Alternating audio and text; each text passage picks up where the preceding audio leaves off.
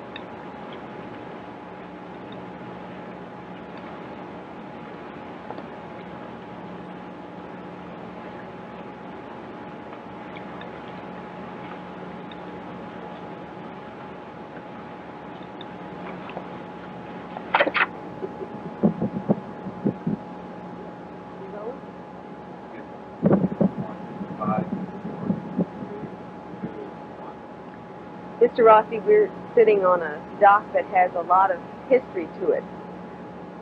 Andy's dock. Tell us about it. Yeah, that is pier. I used to call that. I named it my fishing pier, Andy's fishing pier. And I sold bait, tackle, and rent boats. And I had beer and wine, and sandwiches, and all that kind of stuff.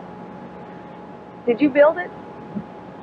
I built it out. It was just one little building here. I built this deal out here and that deal on the other end, that room on the other end out there. When did you do that? Oh, I bought it for 40. I bought this. I left the roof on right away, changed it over. It was a very, very popular place to be for many years. It was a grocery store then. Uh-huh. Captiva Grocery was the name of it. And you ran that? And I didn't want the store in here, so I made it run Mr. Ding Darling, and he had it put up there on the corner up there. I see. So you turned it into a restaurant and a bar and a dock? The restaurant didn't work too good. Nobody wanted to work. Oh. So finally I quit the restaurant and kept it as a fishing deal. Then I had big fish house here. I had commercial fishermen fishing for me. And had a big ice house here. And you sold fish? The boat comes down from Point of Border 3 times a week. It's called a run boat. Uh-huh. Brings freight, ice, groceries, anything you want, your mail or whatever you want from Point of Border. Come back, spend the night, and go back the next day, take the fish up. And it had these runs all up and down the coast here. This is just one of the stops, left the stop. Did you sell fish here? No, I just, I bought them and sold to the fish company. They had that deal with them. Then once in a while somebody wanted fish. You didn't have to sell too many. They got all the fish they wanted without having to buy them down there. I sold a few. Are you a fisherman? Yeah, I was a fisherman. That's what I first came down here for, being a fisherman. Would you consider yourself an old salt? Yeah, I guess so. I was up in St. Petersburg one time, and there was a bunch of those people come down here, sport fishing. And I've got a friend, quite a few of them up there. And one time I had a brother living up there, so I went down to my brother. And he said, well, what do you like to do? I said, well, I like to go around to the yacht station. I know some fellas around there, especially the bartender invited me up. Drinks on the house. Let's go get a drink. So, all right, we go around to the yacht station. Sure, I met the bartender. Glad to see me and all that. And then while I was in there, then I started meeting some of the other guys I knew. Quite a few of them there. Doing quite a lot of talking there. And that was pretty much it was a little around noontime, and I'm having lunch. I had to get out of there. And 50 days I came back down here. I got a notice. I don't know what paper it is, the Register or Times or what paper. I don't remember what paper it was. But it was in the newspaper. Uh-huh. And it has good writing about me. I didn't know they were putting that in the paper up there. This fellow looked at the story. He says, Captain Andy Rosse, Captiva Island up here, with his squall-beaten face, they call it. Rough, you know, kind of being out in the weather so much. Did you appreciate that? Oh, yeah, I got a good kick out of it. I made a lot of friends all up and down the coast. You know, the only place down here where you could get a beer on the island at one time. Really? I bet you had them crowding in here then. Oh, we had some time, especially on Saturday night. We used to have little parties.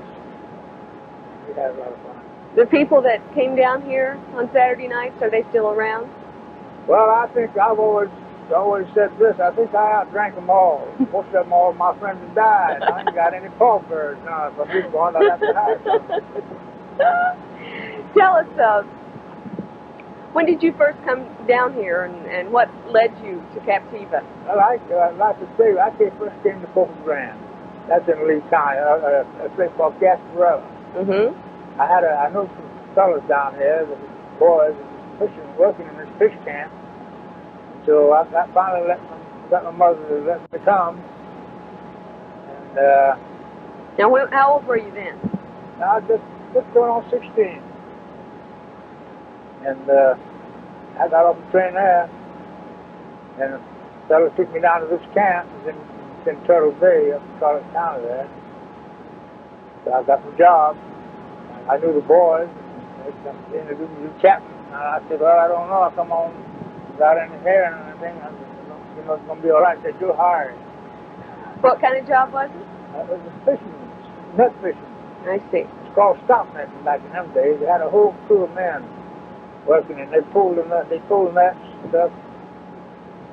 Back in them days, they was pulled by manpower. Had a stick across here, another fellow over here with a stick here, the rope running back here, and you pull that way. So that's miles all over the place. What'd you catch? Well, we caught everything there was. I couldn't name them all. Mullet, trout, sheephead, redfish, everything. It was in the water. Stingerees, catfish, about 1 million. I've been stingerees stung 8 times. Ooh. I think that's what made me cripple. Oh, dear. In the long run. It helped make it that way. Well, after you were there, then where did you go? Well, we stayed there most of that summer. But we sold our fish there at Gasparillas on the north end of Boca Grand Island. Mm-hmm. And then we moved to the Point Border. And that's when we had a camp already down there. It was on stilts, like this building over the water. And this captain, he went to Point Border, and they let him have what you call a lighter. It's a house on a barge for camp. And they got that, and then we controlled that all around. Where we wanted to go, all up Charlotte Harbor Bay, down here, or anywhere. And I was moving all over the country. Charlotte, and 1920, Giuseppe was going full blast then. Giuseppe Island, all the Duke boys, all the British people, all that. They want to fill Fort Grand, all that, back there in them years. Mm-hmm. And they had a movie picture every Thursday at Giuseppe Island. And plus I was the youngest one, I had to go to shows, but the older ones, they're called biscuit shooting. Back there they called the maids and the waitresses in the hotel, all down there were called biscuit shooters back in them days. And that's what the older boys would do. And you went to the movie. When I go back to the camp. and we come down here. I was on other end of Captiva, upper Captiva before I ever moved. Come down here. Really? I was all over down. I was all up here, all over St. James. So you know all these waters pretty well, then, don't you? Oh yeah, I was set up. And we done a lot of poling, the long pole, we scour. And I could tell you most anywhere, really, the foot of water or 10 foot of water. Yeah. That was the place. Charlie Harbor and this. And finally I got out of that there, and I got up with another fellow. In 1924, I was living on St. James. Mm-hmm. And I got married there. I didn't get married there. We got in the boat and went to Fort Myers. Got married. 1924. 1924. Yeah, that's one of them I don't forget. I got no date on it. And then I was at Jug Creek, 1921 hurricane. Ooh, Jug Creek is divides the creek runs divides Pine Island and Moquita. Uh-huh. I can remember men and nets all day that day, and that evening when we got through, he said, "Load them up." That means put them on the boat. Uh-huh. So we put the nets all on the boat there, about a mile and a half, 2 miles of them. And we always got the boat, I could come in here, we had a station back of Uzeppo, there's a place called Ponta Blanca, where there was an ice house. You took your fish in, and you got your supplies, broke gasoline, all that come down on the boat, see? So we had a lot, I had some stuff coming for me, besides we had stuff coming for the camp. So I took, when I got the nets on board, I told them, well, I'm going over to the ice house now and get some stuff. I don't know how I happened to be the one elected. I was the youngest one in the outfit, but I was the captain of the boat. That's grown man and all that. I don't know what it is. I often wondered about that. I never thought nothing about it at the time.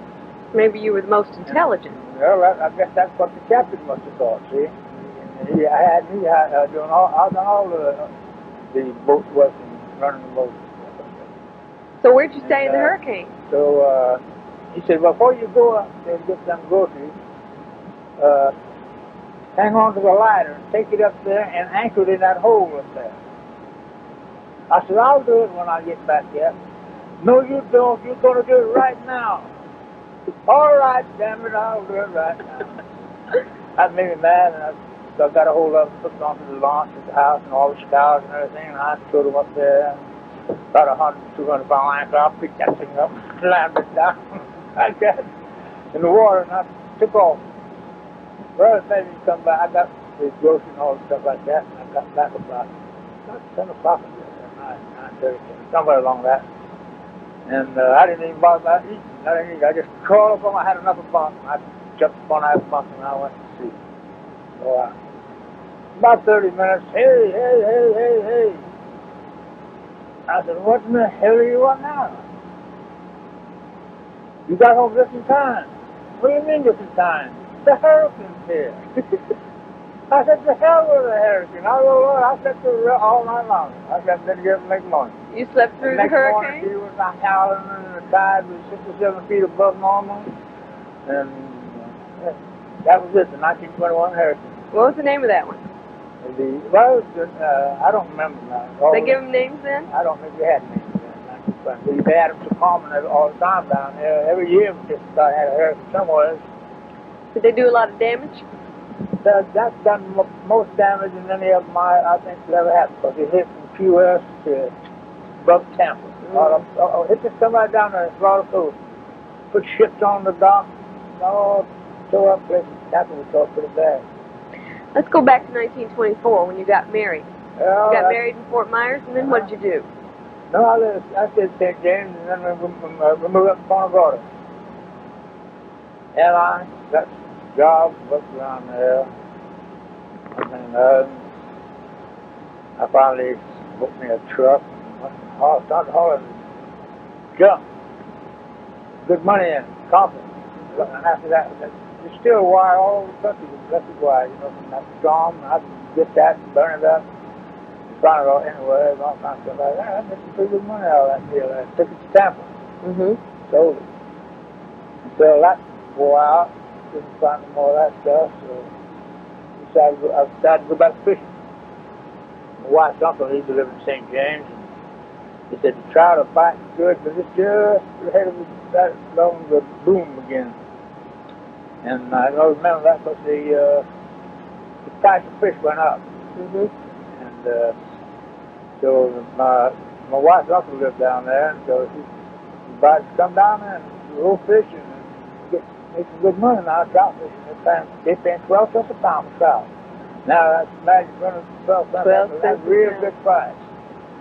So I went down and it was the best season I ever seen. I never saw trout like it in my life. You can go out and catch just as many as you want. Only 400 or 500 a day. If they put that up even at 10 cents a pound, $50, $60 a day, you could make easy. Right. So I bought a boat and started running a store there. And on time. And I rigged up and I went fishing. And me and my wife would go out every morning. Clean our bait, get a bait ready the night before, and then every morning get out. How long did you do that? I done it for the rest of that season through the fall. Mm-hmm. And then my wife, she didn't like to fish too much. Although I can always remember I married her because she's a fisherman's daughter. She ought to be used to it, and that's what I thought. What was her name? I found out different. Well, she wanted to always move in town. She want to live in town. Want to live in town. And she'd go with me. And we take our lunch with us. And every day at noon, after we ate our lunch, she'd want to go home. We'd have maybe a couple of 100 pounds then. 100, 200. And, all right, okay, take her home. Next day we come out, do the same thing. When I go across over here on Farm Outside, fishing over there. I wasn't catching them too fast then, but they were nice big ones. Mm-hmm. Pretty regular. And just had to go there, flip a two down there, we come in with a nice big. And we done ate our lunch, see. So I picked out again there, fool around here, I got a nice big one coming in. She said, now, as soon as you get that in, we're going home. I just go to the pole and fish out. Oh, no. I said, we're doing right, we're going home. And you ain't coming with me no more. And she asked me every day, she said, you want to go home? So, that's just but getting wasn't good. So I thought more about myself than I did when I took her along. Personal question. Did the marriage last? Oh, yeah. Even though she didn't like it? She died about 10 years ago. What was her name? Dessa? Dessa? Yeah. Dessa Cleo. And when did you get over here? Most of them call it Diesel. A lot of people do. When did you come here to Captiva? Well, let's see. I've been, like I say, when I moved on, actually it was about 26. 26, way out there in the bay, you see them little bushes islands out there? Yeah. Right out from there, there used to be a bunch of fish camps. They had camps on stilts, and then they had a big ice house on the stilt. That's where the boat was to do, like I tell you, you stop out there. Right. And so, let's see. I get these things that, see, I had an operation last summer, blood clot in my brain, and since then, I can't sometimes remember too good. Well, I can't often remember what I did last week. I think you're doing awfully well. Anyway, I moved down there to take care of that ice house. Me and my wife, one of all the fish company. And we stayed there a couple of months, just me and her, and I would go fishing. I had plenty of time to spare and making extra money fishing. What'd she do? She stayed there, yeah. She stayed there in the place there. And I always fished around, I trout fishing all around, and to see if a fisherman coming with some fish, I could come in town. And that's when I first bought my first guitar. And so I said, I'm going to order me a guitar. How about you? Why don't you order something you can learn how to play? She said, all right, I'll order a ukulele. Okay, so she ordered a ukulele, and I ordered my guitar. And we finally got it. That's the Sears and Roebuck deal. We've done a lot of Sears and Roebuck stuff back in them days. And I got my guitar.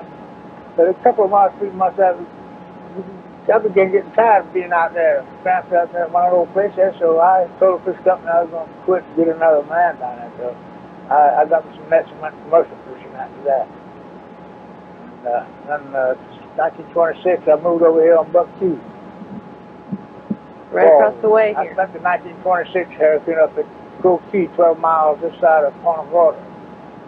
And while I was out there, I bought an old abundant, there was sailboat, open boat, sailboat, got a long thing there, and I made me a camp out of it. I built a big long room on it, and we lived on that. We went up to Cove Key, and I had it on the bank there, and we rode it out in 1926 hurricane.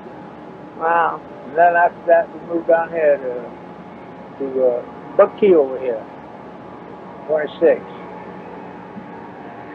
There for quite a while. About 35, I moved over. I lived over here before that. There's some more whole houses here. We just came and went. Whenever I could keep my wife long enough, she took me out and let's go to town. I'd sell my gear, give it away, and go to town. But you had to come back and go fishing, huh? My oldest brother, they wanted to get me out of these islands. It was no good for me. I wasn't supposed to turn out here, you know. So they took me going, and my oldest brother was a manager for an insurance company in Tampa. So he gave me a job. Come on out there, met somebody, an insurance man, good deal for you to learn how to read. I wasn't cut out to be a salesman. I couldn't talk like them guys do and tell lies like they did when they want to sell something. You know, and all that. Anyway, I stuck it out for 52 weeks. That's a whole year. And I couldn't hardly stand it up there, and so I just told my brother, I said, I'm going to quit the 1st of September. I'm going back down to Captiva. You go fishing? Yeah. And all I had was $52. Took out a dollar every week for bond money. Dear. And that's all I had, and I left there. I had my boat, and I come on back down here.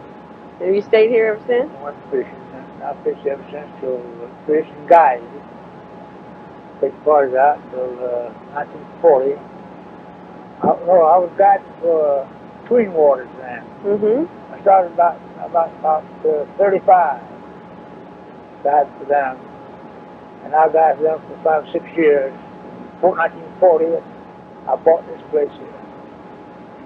I had a friend of mine that told me, well, he told me enough. That, Andy, I think enough of you that if you ever need any help or need anything, well, just let me know.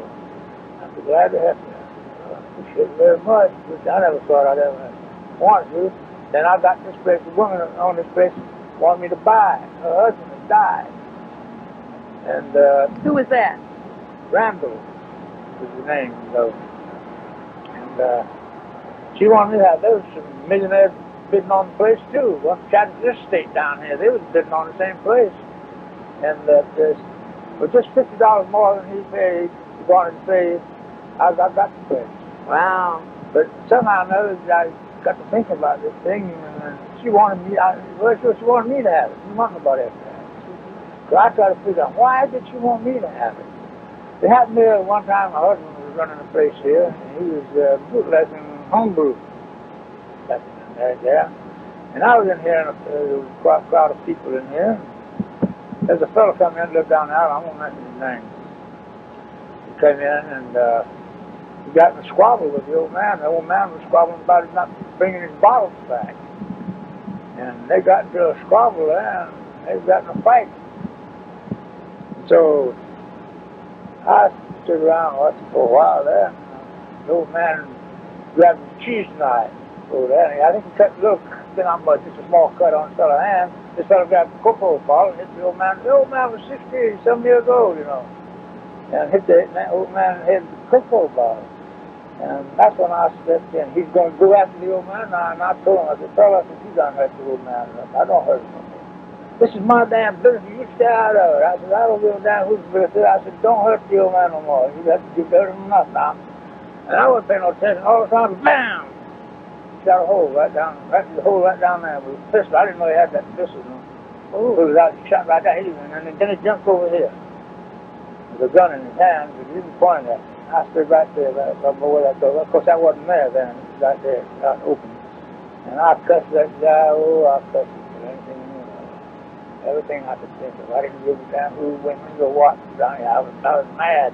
But I was no better than Jeff had it. He had a chance to shoot me. So after that, why, he trying to calm down and run off. And I knew he was drinking, and I knew he was going to come back to me. I know this guy got a grudge. So I went up and saw a friend of mine. He had a pistol, an old 44 Western. I used to use it, play with it himself. I remember one time I got pretty well lit up here and got that old pistol out, and I shot the bulbs, light bulbs. Knock them out. I get a kick out of it. That's nothing good. But anyway. Then you had to clean it up, didn't you? I give the guy back the gun, and I went up and bought it. I told him what had happened. I said, now so-and-so is going to come. I know he's going to come at me. Because he holds a grudge and he ain't going to get by. And I was camping up here. Had my net spread there. So he let me have the gun. So I took it, got on the spread down there and waited. And after a while, there he comes. The net rack. That's two walkboards on both sides of it. He went around the other side of it. And I had the pistol stuck out here all the time. With my hands like this, leaning on the rail. And if he went for his pistol this time, I was going to be as good as I could. And anyway, he told me, he said, Andy, I said, I'm sorry about what I said out there a while ago. And I really am sorry about it. Apologize to you, but so you didn't have to I said, oh, get you, and feel that way about it, all right. I said, don't never do that again. I won't never do it. Not into that. Speaking of men with guns, did you know Black Bart when he lived up on Captiva? I don't think so. You didn't know him? Pretty sure I don't know him. But everybody on him. Might have been called my time. How do you feel about having a street named after you? Well, I don't know how to feel about it. The fact of the matter, one guy told me last year that he's planning on doing that. And I thought, hell, just before I went to the hospital, I was already sick. I told him, I said, I don't see no sense in having a name up there. Tell him I could put it in there for this fellow. He said, well, I ain't got nothing. No, I went to tell this fellow that he wasn't home. His wife was home. I told his wife to tell him not to put it in there. I was something bragging about it. And he said, well, Leo can't do nothing about it. He's not the one that's doing it. That'd be Leo Huffnight. See in the paper the other day? About, that deal. He was the one. He told me that I do it. And when he told me what he was doing, I said, he's the one that started that damn deal. And that's all right. And I just thought maybe there might have been some more other people that, deserved it probably more than I did. Well, as I understand it, gone, something like that, As I understand it, they sent out some questionnaires to most Captiva people, and especially the streets that had to be changed. They asked them for suggestions, and that a lot of people suggested Andy Rosse Lane. Yeah, I know. That's one thing I like about it. I know that I got some people that thinks enough of them to do that. Right. And I wonder who instigated it. I wonder if it wasn't the Dr. Huffnight that did it. Because he come down here and heard about me, and Jack Cole had a place on Sanibel. And he came down here and got acquainted with me, and hey, he spent more time with me than he did at home. And I was commercial fishing, and I'd take him with me all the time. And I know a lot of fellas down in the Keys, out in Marathon, and I used to go down there and see them. I'd usually take him with me. We'd have a lot of fun down there. Rumor has it that a lot of people on Captiva aren't very happy with changing tradition by changing the street names. They have nothing against calling it Andy Rosse Lane, but, it was Palm Avenue for a long, long time. Yeah, that's right. How do you feel about that? Well, that's why I got set enough to realize that there's going to be a certain people that ain't going to like it. How that 50-50 deal goes on. There's always a certain amount of want it and a certain amount don't want it. So maybe the ones that voted for it, and most of them that wanted it, changed, wanted me to have it. Has Captiva changed a whole lot since you've lived here? Yes, but slowly. Now the work. This is the boomerang. What's happening right now? What do you think about it all? I don't like it. I never did like Tampa. I never did like towns at all. Is it getting too modern? Yeah, I just don't overcrowded. That's this, that. And it's not safe and things are happening. I can always still remember Tampa was one of the crookedest during towns I think I ever noticed. Had New York and Miami beat all the fishing. Because so many Latin people there. They had bolitas playing around and gambling and going and sporting houses and everything going on all that time right there. I never did like it. But it's awful nice to be here. Don't you enjoy being here? Well, I enjoy being here. I don't enjoy going for a ride anymore. And the time I go down the road there, I got to stop and let somebody get by, walk by, or passenger go by, a car or something. And I'm mad with the county commissioners by not building roads instead of building parks. I see. Mr. Rosse, we're running out of tape, but we would really like to come back and talk to you again sometime. Could we? Yeah. We really appreciate it. We've enjoyed talking to you and hope we can come back again. Please do that, yeah. Thank you.